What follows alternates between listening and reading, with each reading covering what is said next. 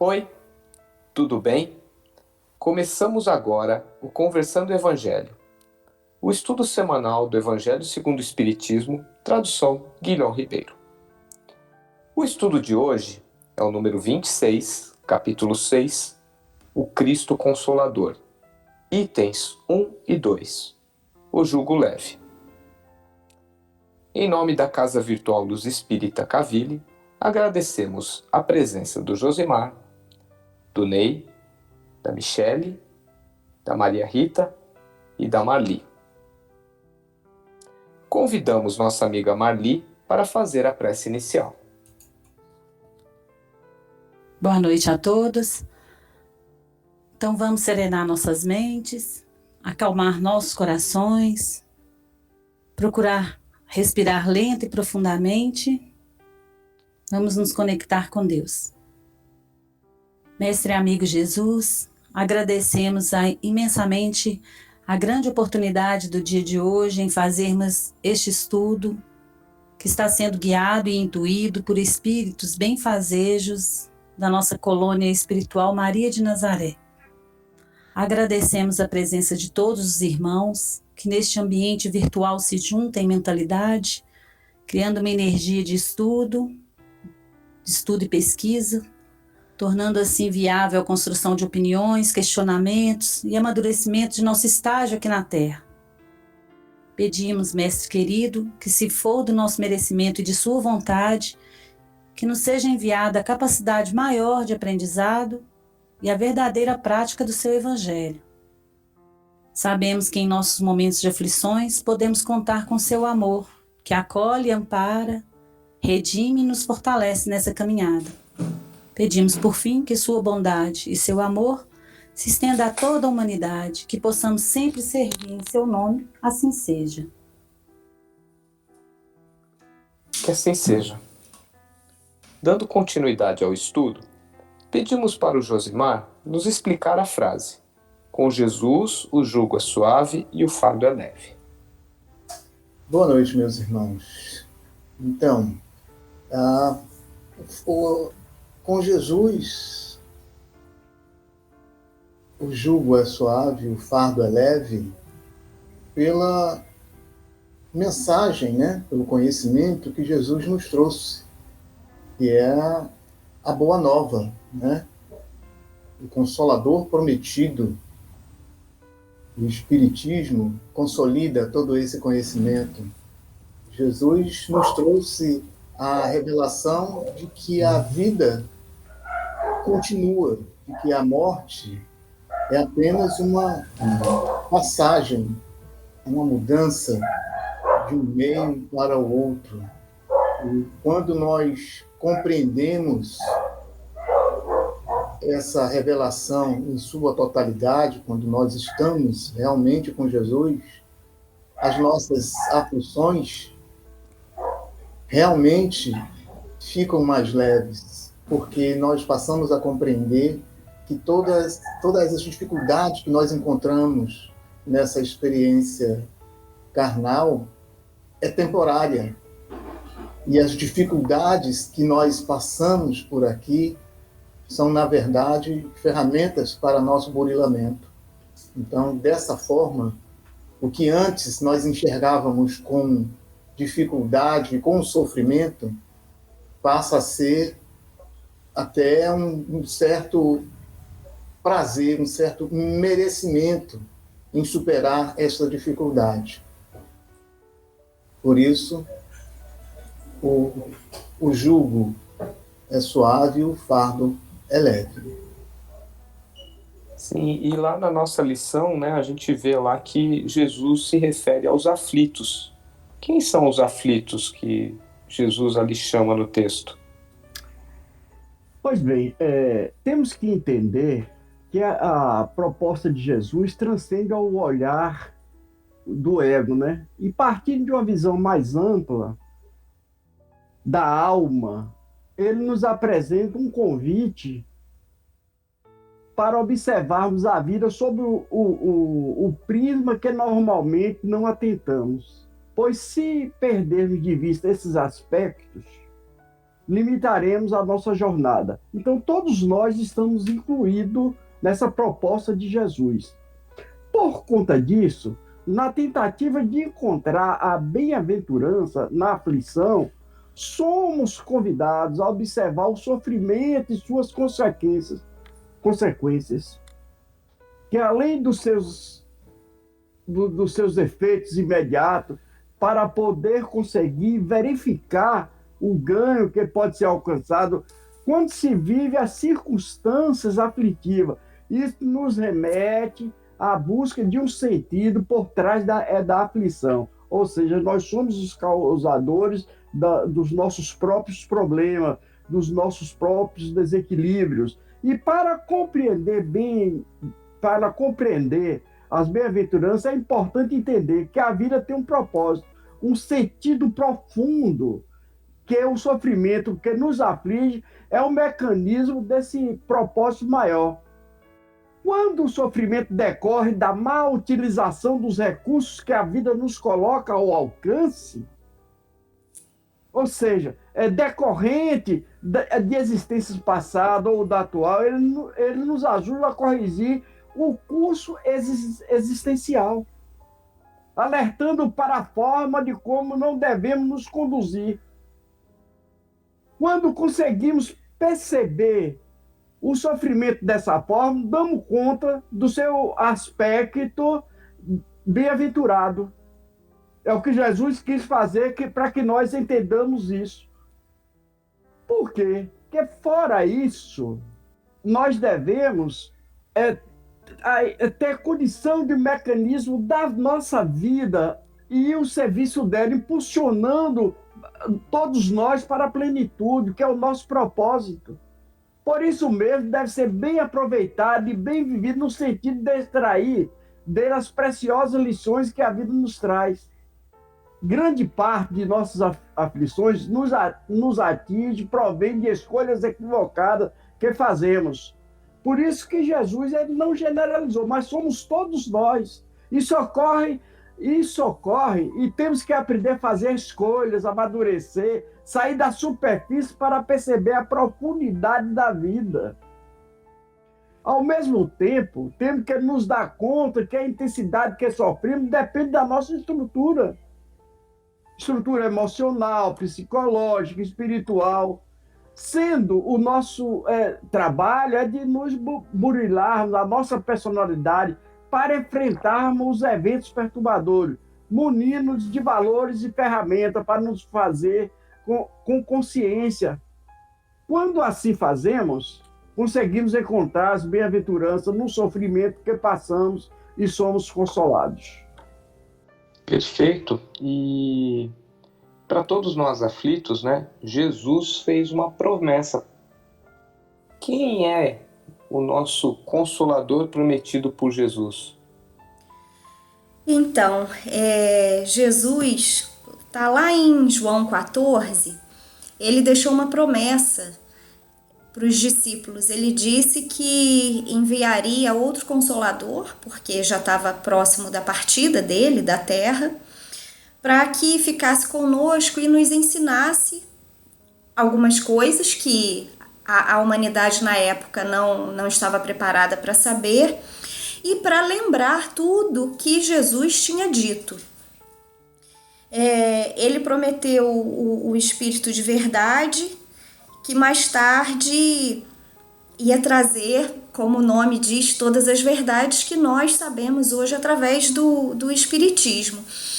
E muitos anos depois, quando nós estávamos vivendo a era da iluminação, né? o período do iluminismo no mundo, principalmente na Europa, que foi um movimento muito importante, que veio contrapor os dogmas da igreja, que foi um período que é bem difícil porque a razão começou a brigar realmente com os dogmas católicos, e foi necessário isso porque os ensinamentos de Jesus estavam todos deturpados, e esses homens, na época, começaram a pensar que tudo tinha que ser explicado pela ciência, através da razão. As pessoas pensavam através da investigação, da ciência.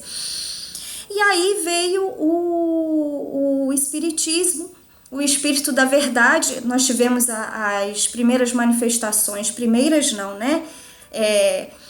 As primeiras investigadas efetivamente, fenômenos mediúnicos sempre existiram, mas houve uma avalanche de fenômeno na Europa, e o Allan Kardec, que na época não era Allan Kardec, era o professor Rivail, ele foi pesquisar esses fenômenos, porque ele era iluminista, positivista e grande pesquisador, além de outras coisas, além de pedagogo.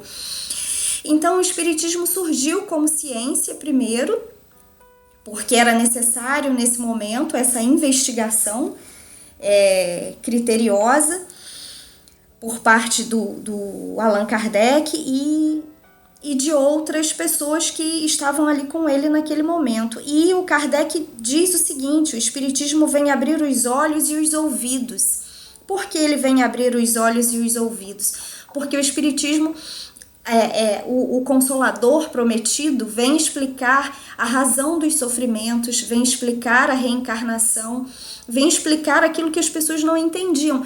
Poxa, então se eu cometi um crime, eu vou queimar no fogo do inferno eternamente?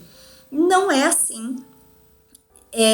O Espiritismo veio explicar a lei de causa e efeito, a razão de todas as coisas e principalmente mostrar para nós aquilo que Jesus ensinou, que Deus é um Pai amoroso e misericordioso e que acolhe todos os seus filhos. Através da reencarnação a gente pode resgatar nossas dificuldades, a gente pode se aprimorar e através da reforma íntima e moral, através do Cristo, a gente evolui espiritualmente.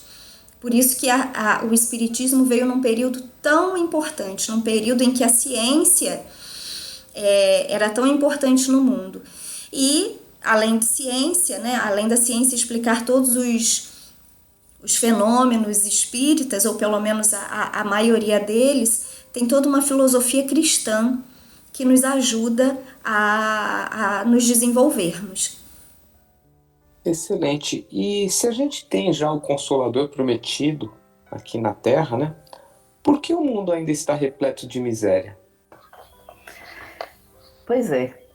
Por que no mundo ainda existe tanta miséria, né? É uma questão que deve ser respondida com muito cuidado, inclusive porque nós temos todas as condições no mundo, né, para resistir a essa miséria e transformar a vida do ser humano hoje num paraíso. Porque nós temos condições materiais, temos o conhecimento, temos inclusive muitos ensinamentos, temos aí todo um movimento espiritual voltado para o desenvolvimento do planeta, mas por que ainda temos tanta miséria frente a tanto conhecimento? É essa a grande pergunta, né? A prova disso, de que existe muita miséria, é que a gente vê cada vez mais um número crescente de comportamentos agressivos e destrutivos, tanto sobre o meio ambiente, como sobre os animais e sobre os próprios seres humanos. A gente está vendo aí a destruição da natureza, a gente está vendo aí a criação dos animais de uma forma muito agressiva, os animais sofrendo demais, e vimos aí a população mundial no maior sofrimento, seja de miséria física, seja de miséria intelectual, seja de miséria espiritual. A miséria realmente entre seres humanos é muito grande. Não devemos considerar como miséria apenas a situação precária de bens materiais e nem a precariedade das condições de vida dos mais carentes. A miséria humana está em todos os níveis e classes sociais, sendo que cada classe experimenta a sua miséria, que lhe é característica.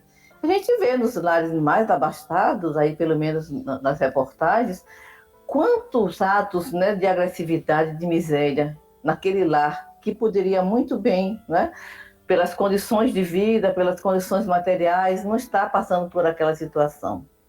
Eu acredito que a razão disso esteja no foco que a humanidade dá às forças do mal, através do medo, do ódio, do ressentimento, da mágoa, do desejo de vingança, do egoísmo, do orgulho e da vaidade entre seres humanos. Deus criou o espírito simples e ignorante, é verdade, sujeito à lei do progresso e evolução, vocacionado para o bem e a perfeição. E por que é que nós, então, não seguimos de uma forma linear esta nossa vocação, né? Porque nesse caminhar evolutivo, a humanidade tem experimentado situações de misérias, trazendo como consequência dores e sofrimentos. A miséria humana é a prova cabal do desvio de conduta do espírito em evolução, onde a maldade, a insensatez, a covardia, a desonestidade e o sadismo tomaram a grande parte dos seres humanos, tornaram a grande parte dos seres humanos em seres miseravelmente desprovidos de qualquer princípio ético, arrebatando por completo a sua dignidade. Existe um único poder no universo, Deus. A humanidade, através dos séculos, aprendeu a acreditar que além do poder de Deus, existe um outro poder, o poder do mal. Mas esse poder é falso e perecível, enquanto que o poder de Deus é eterno e infinito. O poder de Deus está em nós. Esse poder genuíno, verdadeiro, que poderia ser experimentado pelos seres humanos por herança divina, está completamente distorcido, voltado para as ações individualistas, para a posse, para o apego, para o orgulho, para a vaidade. Este poder distorcido corrompe o ser humano, que por ignorância de sua natureza divina, sente-se afastado de Deus. Essa ilusão de afastamento de Deus cria todo tipo de distorção, inclusive a ilusão de que estamos separados uns dos outros, ao ponto de acreditar que o mal que se possa fazer ao outro, apenas o outro sofre as consequências. Portanto, a razão de tanta miséria entre os seres humanos resulta da sua ignorância quanto à sua natureza divina e quanto à sua vocação para o bem, para o belo e para a perfeição. Exato, Maria Rita. E lembrando que nosso mundo ainda é um mundo de provas e expiações, né? E aí, com certeza, temos a miséria como presente entre nós. E num mundo cheio de misérias, qual seria a responsabilidade dos espíritas revivendo o cristianismo? Então, a Rita falou aí que nós temos Deus em nós, né? E segundo Emmanuel, cristianismo significa Cristo em nós. Então, o espiritismo, ele veio para reviver o cristianismo puro e tudo aquilo que ficou perdido das palavras de Jesus, que às vezes a igreja modificou ao longo desses anos passados depois da vinda de Jesus. Então, a majestosa bondade de Jesus em vir aqui para deixar como ensinamento para a gente, né, ser modelo, guia. Ele nasceu em local simples, como uma pessoa simples, se juntando a pessoas como nós, que trazem virtudes e defeitos. Então, veio Jesus assim, com o propósito de servir de guia, modelo e referência. Os espíritas, ele têm a responsabilidade de divulgar seus ensinamentos através dos estudos, aprendizados e, acima de tudo, pelos exemplos de vivência. Hoje, nossos colegas do estudo dessa noite falaram dos aflitos, das misérias do mundo. Vimos que com Jesus o fardo é leve e o jugo é suave. Mas estar verdadeiramente com Jesus, viver Jesus, reviver o cristianismo, como é, né? Como fazer? Então, ter Cristo em nós, como Emmanuel diz, é nos incomodar quando a gente tem pensamentos e atitudes contrárias ao que nos ensinou o Mestre. Quando nos desconectamos de tudo isso que foi deixado por ele, sentimos uma dor moral, uma angústia na alma. Por isso temos o propósito hoje de nos concentrar em fazer o bem, pregar o amor à vida, aos menores, aos marginalizados. termos cuidado, a Rita também mencionou isso, termos cuidado com nossa morada, que é o planeta Terra, cuidados com o nosso corpo, com nossa conduta. A responsabilidade de reviver o cristianismo não é se importar com os fatos fenomênicos, acontecidos desde a época de Jesus ou antes, né? É se envolver com o amor ao próximo, exercitar a renúncia, a paciência, o respeito, a humildade. Então nós devemos começar com o perdão, perdão aos outros e principalmente perdão a nós mesmos, nos vendo como todos que erram e vacilam, mas que com muita humildade recomeçam todos os dias. É isso aí. Muito bom. Bem, obrigado a todos pela colaboração no estudo da noite e pedimos ao nosso amigo Josimar fazer a prece de encerramento. Bom, meus irmãos, vamos encerrar essa reunião de hoje com muita gratidão, né, aos nossos irmãos de luz que nos acompanharam nesse momento de estudo. Gratidão também a todos que nos apoiam, nos ajudam nesse momento e que nosso estudo possa trazer a todas as pessoas o consolo e a palavra amiga que nos ajuda a superar as nossas dificuldades diariamente e que nós possamos compreender que as nossas aflições, na verdade, são degraus que nos elevarão a cada dia e que as conquistas que elas nos trarão são eternas. E nós agradecemos por isso também nesse momento. Que assim seja, né? Que assim seja. Assim seja. Tenham todos uma boa semana e até o próximo estudo. Fiquem com Deus.